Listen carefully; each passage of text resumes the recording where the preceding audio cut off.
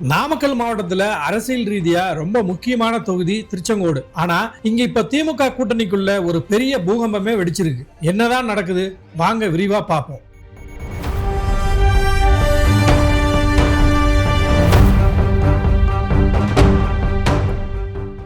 வணக்கம், இது VM toxin தேர்தல் களம். விஷயம் என்னன்னா, திருச்செங்கோடு திமுக காரங்க ரொம்பவே அப்செட்ல இருக்காங்க. காரணம், கடந்த 20 வருஷமா உள்ளூர் திமுக நிர்வாகிகளுக்கு எம்எல்ஏ சீட்டே தரப்படுறது இல்லையா.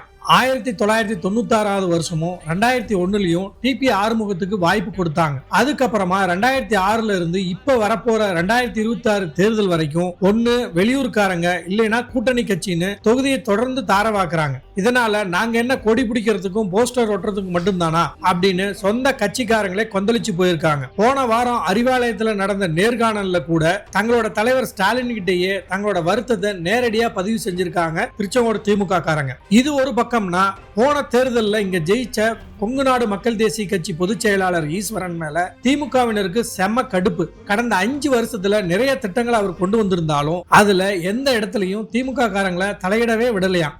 அது மட்டும் இல்லாம ரொம்ப முக்கியமான திருச்செங்கோடு அர்த்தநாரீஸ்வரர் கோயில் அறங்காவலர் குழு தலைவர் பதவி, அப்படி பல பொறுப்புகள் வரைக்கும் தன்னோட கட்சிக்காரங்களுக்கும் தன் சமுதாய ஆட்களுக்குமே வாய்ப்பு கொடுத்துட்டாருன்னு ஒரு பெரிய குற்றச்சாட்டு இருக்கு. ஓட்டு போட்டதும் நாங்க, உழைச்சதும் நாங்க, ஆனா பலன் மட்டும் உங்களுக்கு தானா அப்படிங்கிறது தான் திமுக தொண்டர்களோட குமுறலா இருக்கு.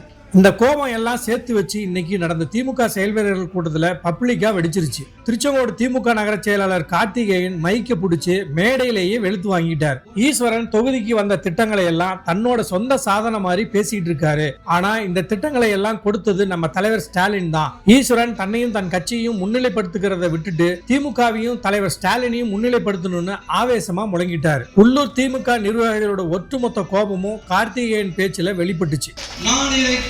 இந்த தொகுதிக்கு செய்து கொடுத்திருக்கிறேன். நம்முடைய முதலமைச்சர் அவர்கள் இந்த தொகுதி மக்களின் மீது நலன் கருதி எனக்கு இந்த திட்டங்களை நான் கேட்டவுடன் செய்து கொடுத்திருக்கிறார் அப்படின்னு நான் எதிர்பார்க்கிறேன்னா, உங்களுடைய பேச்சு, உங்களுடைய செயல், உங்களுடைய செயல்பாடு அனைத்தும் திராவிட முன்னேற்ற கழகத்திற்கும் திராவிட முன்னேற்ற கழகத்தின் தலைவர் முத்துவேல் கருணாநிதி ஸ்டாலின் அவர்களுக்கும் உள்ளூர் திமுகவினரோட இந்த மனக்குமுறல் இப்போ மேடைக்கே வந்துட்டதால இது வரப்போற தேர்தல்ல வாக்கு சரிவா மாறுமாங்கிற பயம் கூட்டணிக்குள்ள வந்திருக்கு. கூட்டணி தர்மத்துக்காக திமுக தலைமை இந்த அதிருப்தியை அலைய எப்படி சமாளிக்க போகுதுன்னு பொறுத்திருந்து தான் பார்க்கணும். இந்த திமுக கூட்டணி அரசியல் பஞ்சாயத்தை பத்தி நீங்க என்ன நினைக்கிறீங்க? கமெண்ட்ல சொல்லுங்க நண்பர்களே. தொடர்ந்து பல சுவாரஸ்யமான அரசியல் செய்திகளுக்கு நம்ம விஎம் டாக்ஸ் பேஜை ஃபாலோ பண்ணுங்க, லைக் பண்ணுங்க, ஷேர் பண்ணுங்க.